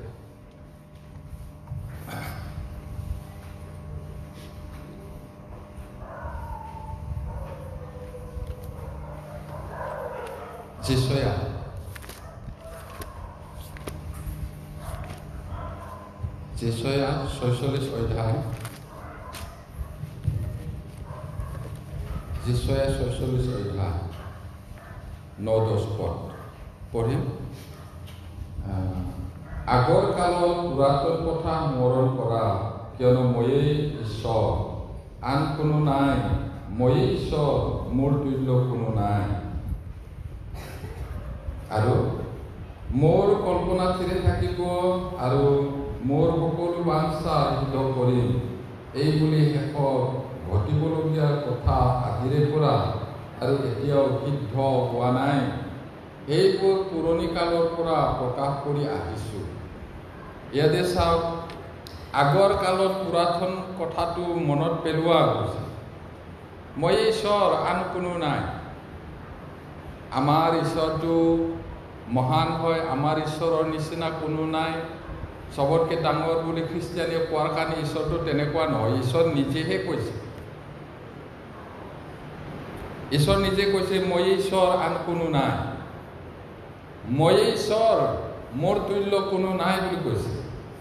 আৰু ঈশ্বৰৰ পৰিকল্পনাটো স্থিৰে থাকে, আৰু তেওঁ যিটো কৰিম বুলি ভাবে সেইটো সঁচাকৈয়ে হ'ব। শেষত যিটো ঘটিব বুলি তেওঁ কয় সেইটোও সিদ্ধ হ'ব। আৰু সেই ভৱিষ্যতত কি হ'ব সেইটো আগতে কৈ থৈছে। এতিয়া এই বৰ্তমান কালৰ মানুহবিলাক কেনেকুৱা হ'ব, সেই কথাটো 2000 বছৰৰ আগতে কোৱা আছে, এতিয়া হৈ আছে। শাস্ত্ৰীয় বচনটো ফলি আছে। এতিয়া যিশয়ানে 14 অধ্যায় 24 পদত, যিশয়া আইজায়া 14:24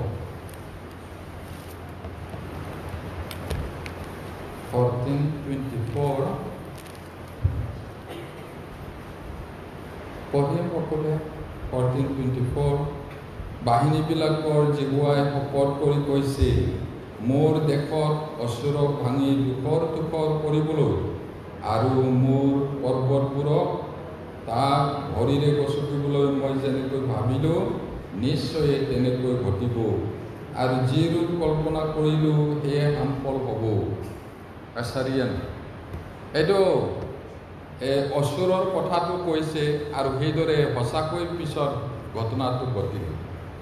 বাবিলনৰ বিষয়ে কৈছিলে, মিছৰীয়াবিলাকৰ বিষয়ে কৈছিলে, পাৰ্চিয়াৰ বিষয়ে কৈছিলে। এই সকলো ঘটিছে, কাৰণ তেওঁৰ পৰিকল্পনাটো সদায় থাকে। এতিয়া ঈশ্বৰৰ কথাটো অপৰিৱৰ্তনীয়। তেওঁ নিজেই পৰিৱৰ্তন নহয়, পৰিৱৰ্তনৰ চাও নাই কৈছে। ঈশ্বৰৰ ইমিউটেবল, তেওঁ সলনি নহয় কৈছে। তেতিয়াহ'লে তেওঁ যেনেকৈ অপৰিৱৰ্তনীয়, তেওঁৰ কথাও অপৰিৱৰ্তনীয়। মানুহে বিভিন্ন কাৰণত নিজৰ পৰিকল্পনা সলনি কৰিব পাৰে, আৰু প্ৰায়ে কৰে। এইটো কৰিম বুলি ভাবিছিলোঁ, এইটো নহ'ল, এনেকুৱা কৰিম বুলি মানুহে সলনি কৰে। হ'ব পাৰে নিজৰ কিবা পৰিকল্পনা কৰাত ভুল হোৱাৰ কাৰণে, বা পাৰিম বুলি ভাবিছিলে কিন্তু নোৱাৰিলে, সেইটো কাৰণে সলনি কৰিব পাৰে। কিন্তু ঈশ্বৰৰ সেই ধৰণৰ একো কল্পনা কৰিব পৰা নাযায়। মানুহে কৰিম বুলি কৈ সলনি কৰে, কৰিম বুলি আৰম্ভ কৰি কৰিব নোৱাৰিব পাৰে। এনেকুৱা ধৰণৰ কথা ঈশ্বৰৰ লগত কোনো ভাবিব নোৱাৰোঁ। ঈশ্বৰে কৰিম কোৱাটো কৰিব পাৰে, কোনেও বাধা দিব নোৱাৰে। তেওঁৰ জ্ঞান, সত্যতা বা ক্ষমতাৰ অভাৱ নাই। ঈশ্বৰৰ সেইবোৰ অভাৱ নাই। সেয়েহে তেওঁৰ ভুলৰ বাবে তেওঁ সিদ্ধান্ত সলনি কৰাৰ প্ৰয়োজন নাই। তেওঁ ভুল কৰিলোঁ, কিবা এটা কৰিব লাগিছিল, কিবা এটা কৰি পালোঁ, সলনি কৰিম, এনেকুৱা নহয় ঈশ্বৰ। তেওঁ সকলো পাৰে। এতিয়া অজ্ঞানতাৰ বাবেও নহয়, তেওঁ নাজানাৰ কাৰণে নহয়। ইয়াক সম্পন্ন কৰাৰ ক্ষমতা, আৰু তেওঁ ইয়াক সলনি নকৰে। তেওঁৰ ক্ষমতা আছে, সেইকাৰণে সলনি নকৰে। কাৰণ তেওঁ অপৰিৱৰ্তিত ঈশ্বৰ, তেওঁ কেতিয়াও পৰিৱৰ্তন নোহোৱা ঈশ্বৰ। আৰু কাৰণ তেওঁ বিশ্বাসী আৰু সত্য, তেওঁ মিছা কথা নকয়। সেইটো জানিব লাগিব। এতিয়া পাচনি কৰ্ম 2 অধ্যায়, পাচনি কৰ্ম 2 অধ্যায় 22 পৰা 24, Acts chapter 2 verse 22 to 24 পঢ়িম।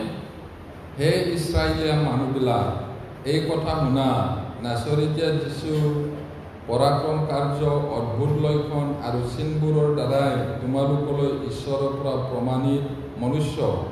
তেওঁৰ দ্বাৰাই ঈশ্বৰে তোমালোকৰ মাজত এই সকলো কাৰ্য কৰিলে, তাক তোমালোকে নিজেই জানি আছা। সেইজনাকে ঈশ্বৰৰ নিৰূপিত মন্ত্ৰণা আৰু পূৰ্ব জ্ঞান অনুসাৰে বোধাই দিয়া ফলত তোমালোকে অধৰ্মীবোৰৰ হতুৱাই ক্ৰুচত দি বধ কৰালা। এইটো বহুত আচৰিত কথা। আকৌ ইছৰাইলৰ মানুহবিলাকক কৈছিলে পিতৰে শিক্ষা দিয়া সময়ত কি বুলি কৈছে? ইছৰাইলৰ মানুহবিলাক, এই কথাটো শুনা, নাছৰতীয়া যীশু তেওঁ পৰাক্ৰমেৰে কাম কৰিলে, আচৰিত চিন দেখুৱালে আৰু ঈশ্বৰে পঠোৱা প্ৰমাণিত মনুষ্য হয় তেওঁৰ দ্বাৰাই সকলো কাম কৰিলে। এতিয়া সেইজনাকে, এতিয়া কথাটো চাব 23 পদত, সেইজনাকে ঈশ্বৰৰ নিৰূপিত মন্ত্ৰণা তেওঁ যুগবোৰৰ আগতে পৰিকল্পনা কৰিছিলে, মন্ত্ৰণা কৰিছিলে পাপীবিলাকৰ কাৰণে বধ কৰিবলৈ, তেওঁ বলি দিবলৈ। এতিয়া কি কৰিলে? পূৰ্ব জ্ঞান, মানে আগতে ঈশ্বৰে জানে, পূৰ্ব জ্ঞান অনুসাৰে বুধাই দিয়া ফলত ঈশ্বৰে পঠাই দিলে, তোমালোকে অধৰ্মীবোৰৰ হতুৱাই ক্ৰুচত দি মাৰি পেলালে। এতিয়া আকৌ সেইটো এনেকৈ নক'ব, ঈশ্বৰৰ পৰিকল্পনা আছিলে তাক মাৰিবলৈ, আৰু সেইমতে তেওঁলোকে মাৰিলে, তাতে আকৌ কেলে দুখ ধৰে বুলি। তেওঁ বলি হ'ব লাগে বুলি তেওঁলোকে মাৰি পেলাব লাগে, সেইটো নহয়। মানুহে যদি নামাৰিলেহেঁতেন, ইস্কৰিয়াতে জীবদাই যদি নেবেচিলেহেঁতেন, তথাপিও মৰিলেহেঁতেন যীশুৱে। কেনেকৈ মৰিলেহেঁতেন নাজানো সেইটো। কিন্তু ঈশ্বৰে তেওঁ মৃত্যু যন্ত্ৰণাৰ পৰা মুক্ত কৰি পুনৰাই তুলিলে, প্ৰভু যীশুক পুনৰাই তুলিলে, কিয়নো তেওঁ মৃত্যু বন্ধনত থকাটো অসম্ভৱ। আৰু তেওঁৰ পবিত্ৰ জনা, অভিষিক্ত জনা ক্ষয় নাপাব বুলি লিখা আছে, আগতে পৰিকল্পনা কৰা আছে। সেইটো কাৰণে এতিয়া ইয়াৰ নিস্বাৰ্থ বা নিৰপেক্ষ পৰিত্ৰাণৰ লগত সম্পৰ্ক থকা 7টা কথা এইটো চাই আছোঁ আমি। এতিয়া ইয়াৰ অৰ্থ হ'ল, ই বতৰ, মানুহৰ ভাল বা বেয়া, শ্বেয়াৰ বজাৰ আদিৰ ওপৰত নিৰ্ভৰশীল নহয়। শ্বেয়াৰ বজাৰৰ আপ ডাউনতে এনেকুৱা কথা নহয়, এইটো ঈশ্বৰৰ কথা, সেইটো থাকিব। দানিয়েল 4 অধ্যায় 25 পৰা অলপ দীঘলীয়া আছে, 25 পৰা অলপ দীঘল, পালানুক্ৰমে পঢ়িম, তেতিয়া বুজি পাব। মই 25টো পঢ়িছোঁ। মনুষ্যবিলাকৰ ৰাজ্যত যে সৰ্বোপৰি জনাই শাসন কৰে আৰু যাকে তাক দিবলৈ ইচ্ছা কৰে তাক দিয়ে, আপুনি ইয়াক নজনাকৈয়ে মনুষ্য সমাজৰ পৰা দূৰীকৃত হৈ পথাৰৰ পশুবোৰৰ লগত বাস কৰিব। গৰুৰ নিচিনাকৈ আপোনাক ঘাঁহ খোৱা হ'ব, আপুনি আকাশৰ নিয়ৰত তিতিব আৰু আপোনাৰ ওপৰত 7 কাল যাব।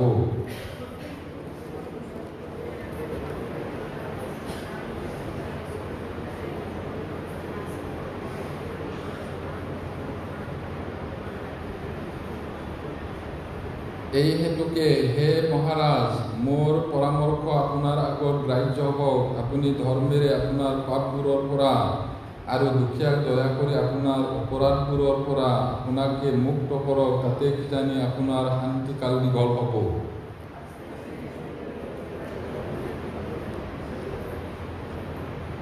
12 মাহৰ শেষত বাবিলৰ ৰাজগৃহৰ চালত তেওঁ অহা যোৱা কৰিছিল। এনে সময়ত ৰজাই মাত লগাই ক'লে,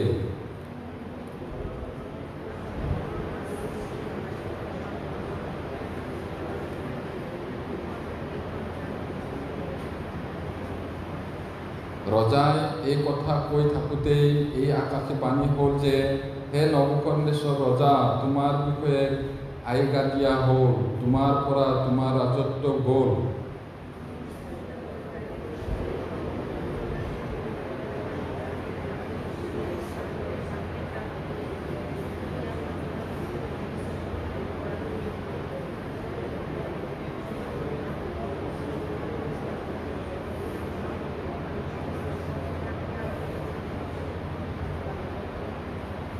সেই মুহূৰ্ততে নবুকদনেছৰক সেই কথা ফলিয়ালে। তেওঁ মনুষ্য সমাজৰ পৰা দূৰীকৃত হৈ গৰুৰ নিচিনাকৈ ঘাঁহ খালে আৰু তেওঁৰ শৰীৰ আকাশৰ নিয়ৰত তিতিল।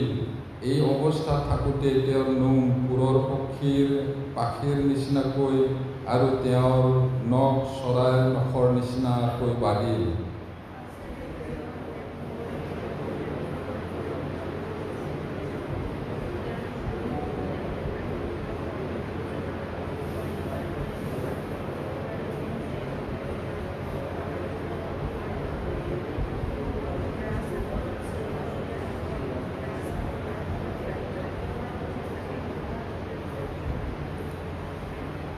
আৰু তেওঁৰ আইখাতে আটাই পৃথিৱী নিবাসী একো নোহোৱাৰ নিচিনা গণিত হৈছে। তেওঁ স্বৰ্গৰ বাহিনীবিলাকৰ আৰু পৃথিৱী নিবাসীবিলাকৰ মাজত নিজ ইচ্ছা অনুসাৰে কাৰ্য কৰে। তেওঁৰ হাত ৰাখিব পৰা নাইবা তুমি কি কৰিছা বুলি তেওঁ ক'ব পৰা কোনো নাই।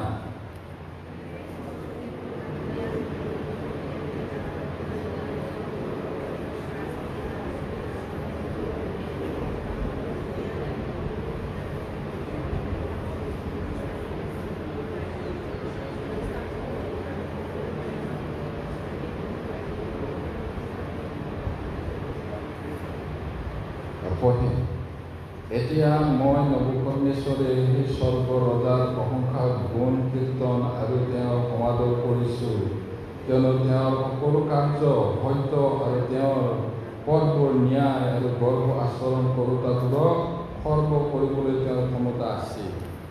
এইটো বহুত ভয়ানক কথা হয়।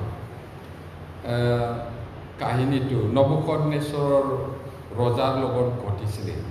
সেই সময়ত যিটো ছুপাৰ পাৱাৰ আছিলে বৰ্তমান আমেৰিকাৰ নিচিনা, আৰু তেওঁৰ বিষয়ে দৰ্শনত দেখিছিলে প্ৰকাণ্ড গছ, আৰু সেই গছত অনেক ধৰণৰ চৰাই আহি ফল মূল খায়, আৰু তলত অনেক ধৰণৰ জীৱ জন্তু থাকে ছায়া।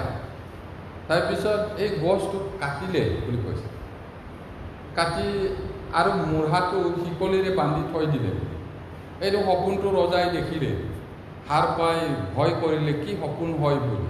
তেতিয়া দানিয়েলক মাতি সুধিছে। দানিয়েলে কৈছে, গছটো আপুনিয়ে হয়, আৰু যিমান এইটো চৰাই জীৱ জন্তু আছে এইটো গোটেই পৃথিৱীৰ সাম্ৰাজ্যৰ মানুহবিলাক আপোনাৰ অধীনত হয়। তথাপি আপুনি অহংকাৰ কৰাৰ কাৰণে আপোনাৰ ৰাজ্যৰ পৰা খেদা হ'ব, গৰুৰ দৰে ঘাঁহ খাব লাগিব 7 বছৰ, ৰদ বৰষুণ নিয়ৰ আপোনাৰ পিঠিত যাব, এইটো কৈছে। সেইটো কাৰণে দানিয়েলে পৰামৰ্শ দিছিলে, আপোনাৰ পাপটো আৰু শান্তিকালটো দীঘল হ'বলৈ, পাপটো ক্ষমা হ'বলৈ আপুনি দুখীয়াবিলাকক দান কৰক, সহায় কৰক, তেতিয়া কিজানি আপোনাৰ শান্তিকালটো বাঢ়িব বোলা বুলি। তাৰপিছত তেওঁ এনেকুৱা অট্টালিকা ওপৰত ঘূৰি পিনি বাবিলনটো চাইছিলে। বাবিলনত চাওঁতে নিজৰ নগৰত একেবাৰে অহংকাৰেৰে চিঙৰি উঠিল। মোৰ ক্ষমতা, মোৰ ঐশ্বৰ্যৰ দ্বাৰাই এইটো বনোৱা বাবিলন নহয়নে বুলি। সেই সময়তে আকাশৰ পৰা কথা আহিলে, আৰু যেনেকৈ দৰ্শনত দেখুৱাইছিলে তাক মানুহৰ আত্মা আঁতৰাই পিনি জন্তুৰ আত্মা দিলে। 7 বছৰ কাল ঘাঁহ খাইছিলে কৈছে। আৰু নোমবিলাক এইটো ঈগল চৰাইৰ পাখি নিচিনা হৈ গ'ল, নখবিলাক ঈগল চৰাইৰ নখৰ নিচিনা হৈ গ'ল। যেতিয়ালৈকে সৰ্বপৰিজনা ঈশ্বৰে সকলোকে শাসন কৰে, যাক দিবলৈ মন হয় তেওঁক দিয়ে, আৰু অহংকাৰীবিলাকক কি কৰি কৈছে, গৰ্ব আচৰণ কৰোঁতাবোৰক সৰ্ব কৰিবলৈ তেওঁৰ ক্ষমতা আছে, এইটো কৈছে। আকাশৰ 7 বছৰৰ পিছত আকৌ চাইছে আৰু ঈশ্বৰক গৌৰৱ কৰিছে, প্ৰশংসা কৰিছে। তেতিয়া তাৰ জন্তু মনটো এৰি পিনি আকৌ মানুহক দিছে। সেইটো পাখি কাটা নিচিনা কাটিছে, গছটো কাটা নিচিনা। তাৰপিছত শিকলিটো বান্ধি থোৱা মানে আকৌ পিছত আহিছেহি ৰজা।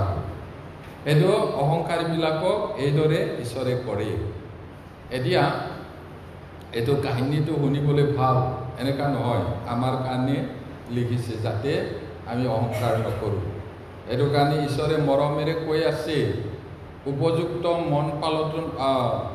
মন পালটনৰ উপযুক্ত ফলেৰে ফলৱান হোৱা, নহ'লে যি গছে গুটি নধৰে তাক কাটি পেলোৱা হ'ব। ঈশ্বৰে এনে কোৱা নাই, ঈশ্বৰে যিটো কয় সেইটো কৰে। সেইটো আৰু যদি সঁচাকৈ যি মানুহবিলাকে মন নাপালতাই তেওঁবিলাকো অহংকাৰী আৰু তেওঁবিলাকক কাটা যাব এদিন, ঈশ্বৰে এনে কোৱা নাই। এতিয়া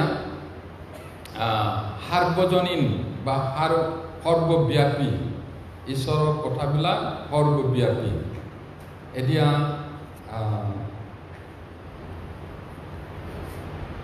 আমি অথনি পঢ়িলোঁ পাচনি কৰ্ম 2 অধ্যায়ত, এতিয়া 4 অধ্যায় 27-28 পঢ়িলোঁ।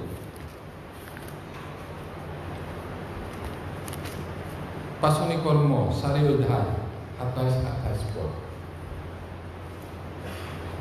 Acts chapter 4, 27-28 পঢ়ে। কিয়নো সঁচাকৈয়ে যি ঘটিবলৈ আপোনাৰ হাতেৰে আৰু আলোচেৰে আগেয়ে ঠিক কৰা কৈছিল, তাক সিদ্ধ কৰিবলৈ যিজনাক আপুনি অভিষিক্ত কৰিলে, আপোনাৰ সেই পবিত্ৰ সেৱক সেই যীশুৰ বিৰুদ্ধে হেৰোদ আৰু পন্তিয় পিলাতে পৰজাতি আৰু ইছৰাইলৰ মানুহবিলাকে সৈতে এই নগৰৰ গোট খাইছিল। এতিয়া ঈশ্বৰৰ পৰিকল্পনা মতে প্ৰভু যীশুক পঠাই দিলে আৰু তেওঁ আহিলে আৰু তেওঁক বধ কৰিবৰ কাৰণে পিলাত আৰু হেৰোদে গোট খাইছিল আৰু পৰজাতিবিলাকে এই কথাটো কৈছিল। এতিয়া উপায়ো দিছে আৰু শেষো কৰিছে ঈশ্বৰে। আমি গোটেইটো শেষ কৰিব নোৱাৰিছোঁ বাইবেল পদবিলাক। এতিয়া পাপৰ উল্লেখ কৰি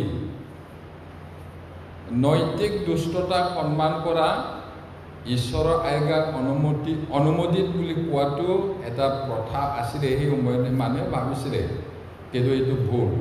তেওঁৰ আজ্ঞাৰ দ্বাৰা ঈশ্বৰে মানুহৰ পাপ সম্পৰ্কক সীমিত ইচ্ছাৰ ওপৰত আৰু তৎক্ষণাত কাৰ্যকৰী কৰাৰ সিদ্ধান্ত নোলোৱাকৈ ভুলহীনভাৱে নিশ্চিত কৰি তুলিলে। ইয়াৰ অৰ্থ হ'ল, যেতিয়া মানুহে তেওঁৰ প্ৰকাশিত ইচ্ছাৰ বিপৰীতে যায়, তেতিয়া ঈশ্বৰে মানুহৰ মাজত ইচ্ছা আৰু কৰিবলৈ দুয়োটা ইতিবাচকভাৱে কাম নকৰে। এতিয়া ঈশ্বৰে ঘোষণা কৰিছে যে মন পালতাই ঘূৰি আহা। যদি মন পালতাই ঘূৰি নাহে, তেতিয়া লগে লগে তেওঁ কাম নকৰে। জানে বেয়াটো নকৰিবা বুলি জানে, কৈছেও, তাকে যদি কৰে তাক বাধা দিবলৈ তৎক্ষণাত ঈশ্বৰে কাম নকৰে। মানুহক স্বাধীন মন দিছে ঈশ্বৰে। এতিয়া ই এক আজ্ঞা যিটো ভৱিষ্যতৰ পাপী কাৰ্যক একেবাৰে নিশ্চিত কৰি তোলে, কিন্তু য'ত ঈশ্বৰে নিৰ্ধাৰণ কৰে অসীম ইচ্ছাৰ পাপপূৰ্ণ আত্মনিয়ন্ত্ৰণত বাধা নিদিব। একেবাৰে এইটো পাপত নাযাবা বুলি কৈছে ঈশ্বৰে, তাতে যদি মানুহ একেবাৰে ইচ্ছাকৃতভাৱে যায়, লগে লগে বাধা নিদিয়ে, তাৰ পৰিণামটো পাব। এইটো এতিয়া আমি এক দুটামান আৰু বাইবেল পঢ় চাম গীতমালা Psalms 78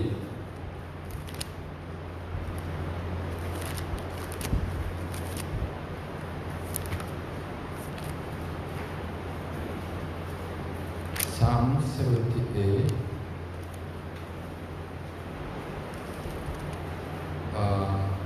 29 78-29 78 নম্বর 29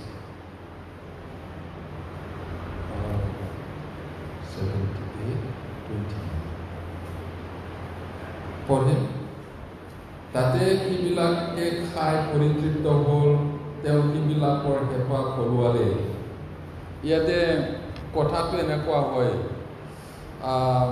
অৰণ্যত থকা সময়ত তেওঁবিলাকে খপোৱা হৈ ঈশ্বৰৰ বিৰুদ্ধে বহুত বকিছিলে আৰু ঈশ্বৰে দিব নোৱাৰা নহয় কিন্তু তেওঁলোকে একেবাৰে অধৈৰ্য হৈ আমি মিছৰত থকা সময়ত ইমান মাছ খাইছিলোঁ মাংস খাইছিলোঁ ইয়াত আমাক মৰিবলৈ আনিলে এনেকুৱা বুলি কমপ্লেইন কৰিছিল তো ভালকৈ প্ৰাৰ্থনা কৰি ক'লেতো দিলেহেঁতেন নিশ্চয় এইটো কমপ্লেইন কৰিছে তেওঁলোকক খাবলৈও দিলে কিন্তু পিছত কি হ'ল মাংসটো দুটা দাঁতৰ মাজত থাকোঁতে মানুহবিলাক মহামাৰী হ'ল কৈছে ঈশ্বৰে খং উঠিছিলে খকুৱা স্বভাৱ হোৱা কাৰণে এতিয়া 106 নম্বৰ বেগাই চাম আমি 106 নম্বৰ গীতমালা 106 নম্বৰ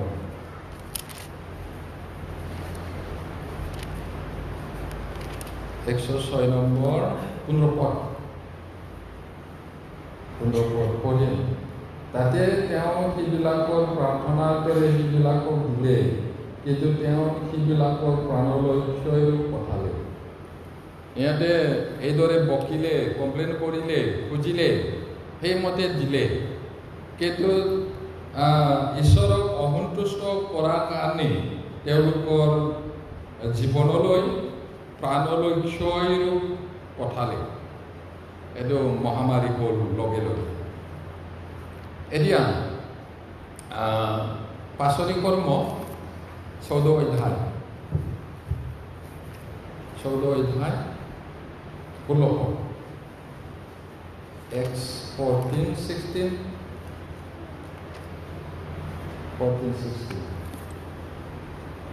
পঢ়িম আৰু আগৰ কালত আটাইবিলাক জাতি নিজ নিজ পথলৈ চলিবলৈ এৰি দিলে এতিয়া তেওঁ সৰ্বব্যাপী ঈশ্বৰ আৰু মানুহবিলাকক তেওঁ লগে লগে বাধা নিদিয়ে চলিবলৈ দিছে বিবেকেৰে চলিবলৈ আৰু কিমান কি কৰিব লাগে সেইবিলাক কৰিবলৈ দিছে তথাপি যদি মানুহ ঈশ্বৰৰ অবাধ্য হৈ যায় সেই আগৰ কালত আটাইবিলাক জাতিক নিজ নিজ পথত চলিবলৈ এৰি দিলে নাযাবা নকৰিবা সেইটো এই বুলি কোৱাটো নামানাৰ কাৰণে যোৱা নিজৰ ইচ্ছামতে যি কৰে কৰা বুলি অৱস্থিতালৈ উধাই দিলে বুলিও কৈছে ৰোমিয়াত লিখা আছে এতিয়া 17 অধ্যায় ৰাইট চাইডত 17 অধ্যায় 30 পদ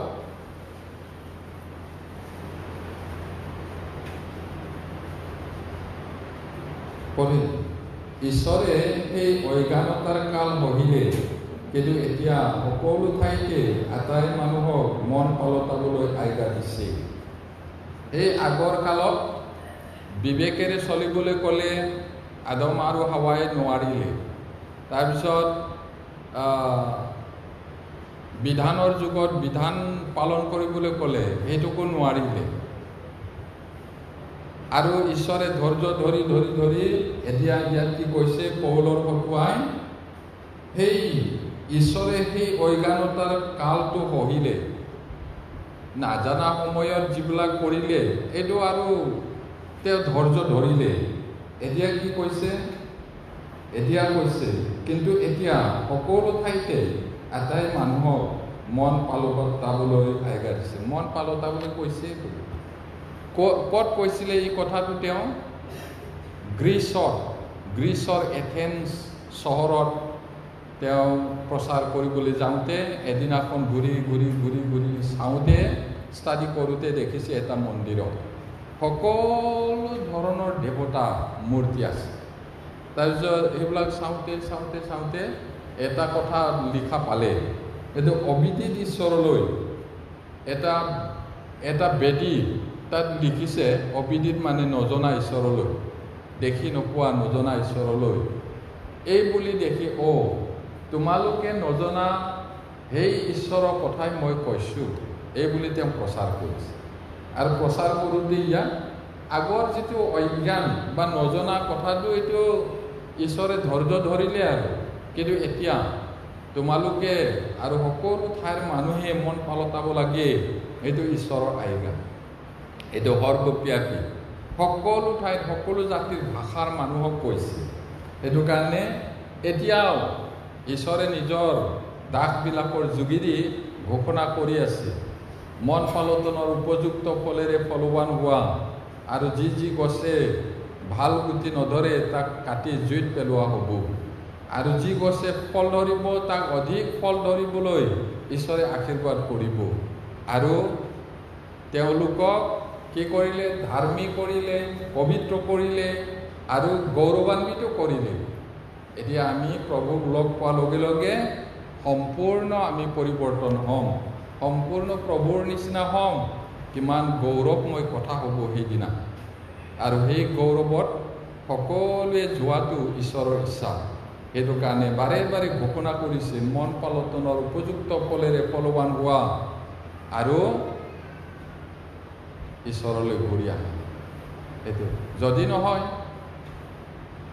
ভাল ফল মানে পৰিত্ৰাণ যদি নাপায়, যদি সঁচাকৈ বিশ্বাস নকৰে, মন নাপালতাই, তেতিয়াহ'লে এইটো কাটি পেলোৱা হ'ব। আমি আজিলৈ এইখিনিতে চাইছোঁ। ঈশ্বৰে আশীৰ্বাদ কৰক। প্ৰাৰ্থনা কৰি। স্বৰ্গত থকা মহান পিতৃ ঈশ্বৰ, তোমাক ধন্যবাদ দিওঁ, কিয়নো তুমি মহান ঈশ্বৰ। তুমি আমাক ইমান প্ৰেম কৰিছা, তথাপি মানুহে তোমাক হেয় জ্ঞান কৰে আৰু অগ্ৰাহ্য কৰে। তথাপি যিমানবিলাকে গ্ৰহণ কৰিলে তেওঁলোক ধন্য লোক, আৰু তেওঁলোকৰ কাৰণে তুমি প্ৰচুৰ আৰু অধিক পুৰস্কাৰ স্বৰ্গত ৰাখিছা। ইয়াত গোট খোৱা প্ৰতিজনৰ ওপৰত তোমাৰ অনুগ্ৰহ হওক, প্ৰাৰ্থনা যীশুৰ নামত খুজিছোঁ।